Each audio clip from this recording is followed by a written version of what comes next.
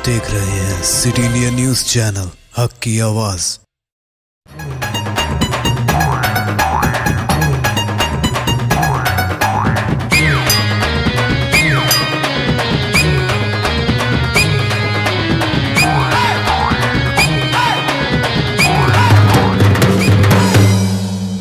అందరికీ దండాలలో పల్లె పట్నం దేశం విదేశాలలో జరిగిన చిత్ర విచిత్రాలేందో చూద్దాం.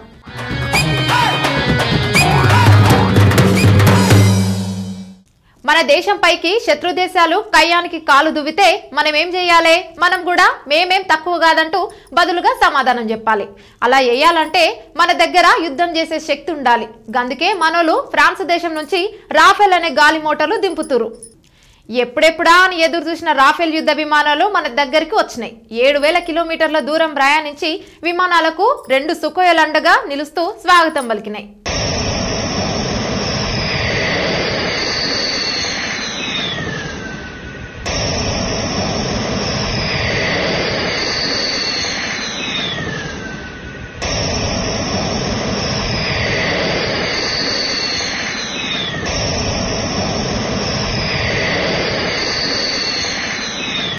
ఎరక్కబోయి ఇరుక్కుపోవడం అంటే ఇదేనేమో. పాపం ఉత్తరప్రదేశ్ లో ఓ పొల్లగాని పాయింట్లోకి పాము దూరి పరేషాన్ చేసింది. దీంతో మనోడు రాత్రి మొత్తం జాగారం చేసిండు. పాము కూడా నేనేమన్నా తక్కువ తిన్నానా అన్నట్లుగా సర్పరాజు కూడా అతనితో సమానంగా రాత్రి పాయింట్లోనే జాగారం చేసిండంట. పొద్దంతా పనిచేసి రాత్రి చల్లగా పడుకుందాం అనుకుందాం గీ కాక పొద్దంతా కరెంటు పనిచేసి రాత్రి పండుకున్నాక మనోడి పాయింట్లోకి పాము జొర్రింది. దీంతో రాత్రంతా జాగారం చేసినట్ట. పాయింట్లోకి పాము పోయేసరికి అందరూ అక్కడి నుండి పరారయ్యారు. దీంతో మనోడు కదలకుండా మెదలకుండా స్తంభాన్ని పట్టుకొని పాముని పాయింట్లోనే పెట్టుకున్నాడు. అయితే ఆ పాము మాత్రం లవేష్ ను ఏం చేయలేదంట. మనోని పాము ఏం చేయలేదనే ముచ్చట పక్కన పెడితే పాము పాయింట్లకు పోగానే పాస్ పోసినంత పని అయిపోయింది పోరి. ఈ ఘటన ఉత్తరప్రదేశ్ లోని మీర్జాపూర్ జిల్లా సికిందర్పూర్ గ్రామంలో చోటు చేసుకుంది.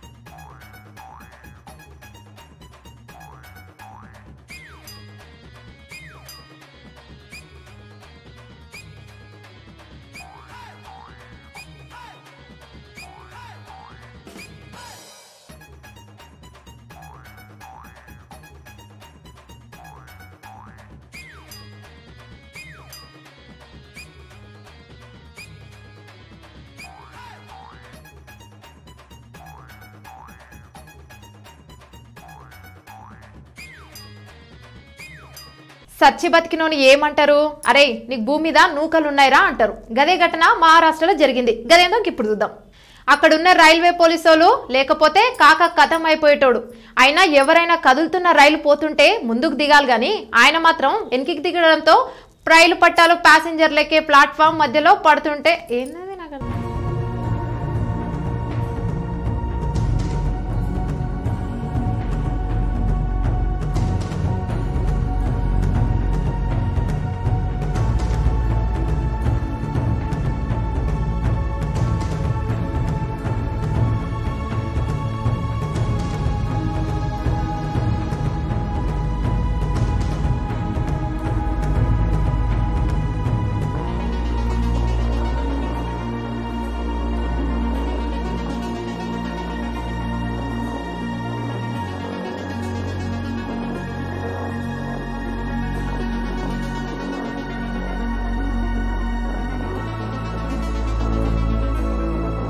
పోలీస్ అంటే మనల్ని రక్షించేవాడు అంటారు. అందుకే వారిని ప్రతి ఒక్కరు గౌరవిస్తారు. కానీ ఈ పోలీస్ ఆయన చేసిన పనిని చూసినోళ్ళు మాత్రం దుమ్మెత్తి పోస్తున్నారు. ఎంత పోలీస్ డ్యూటీలు ఉంటే మాత్రం అధికారం ఉంది కదా అని రెచ్చిపోతే ఏం జరుగుతుందో చెప్పేందుకు ఇది మరో ఉదాహరణ. జార్ఖండ్ లో రోడ్డుపై బందోబస్తులో ఉన్న ఓ పోలీసు ఆ దారిలో వచ్చిన ఓ యువతిని ఎందుకు వచ్చావని ప్రశ్నించి ఆపై చెంప మీద కొట్టిందంట. అంతేకాదు జుట్టు పట్టుకొని లాగిండంట. ఇదంతా అక్కడే ఉన్న ఓ వ్యక్తి తన ఫోన్లో బంధించిండు. అయితే అది సోషల్ మీడియాకి ఎక్కింది. ఆ వీడియో చూసిన వాళ్ళు ఊకుంటారా? మనోళ్ళు అసలే సోషల్ మీడియాలో ఫాస్ట్.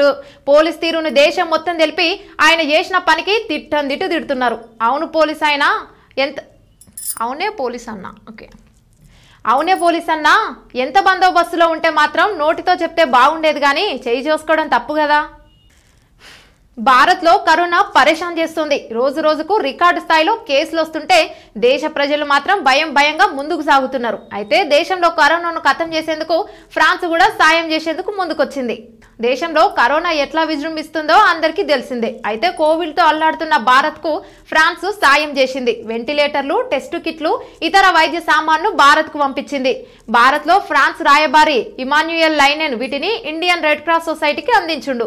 ఫ్రాన్స్ నుంచి భారత్కు మొత్తం 50 ఒరిసిస్, 3 వెంటిలేటర్లు, 70 యువెల్, 800 వెంటిలేటర్లు, 50,000 టెస్ట్ కిట్లు, 50,000 స్వాబ్లు అందినాయంట. ఇప్పటికే దేశంలో మాత్రం ప్రతిరోజు 45,000కు పైగా కేసులు నమోదవుతుండడం మస్తు డేంజర్ అయింది.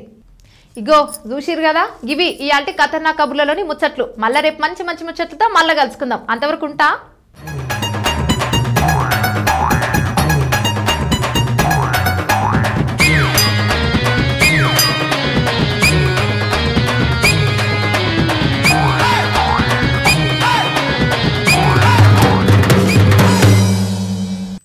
दोस्तों, अगर आपको हमारी न्यूज़ और एंटरटेनमेंट तमाम प्रोग्राम पसंद आते हैं तो फिर लाइक करें, शेयर करें और सब्सक्राइब करें।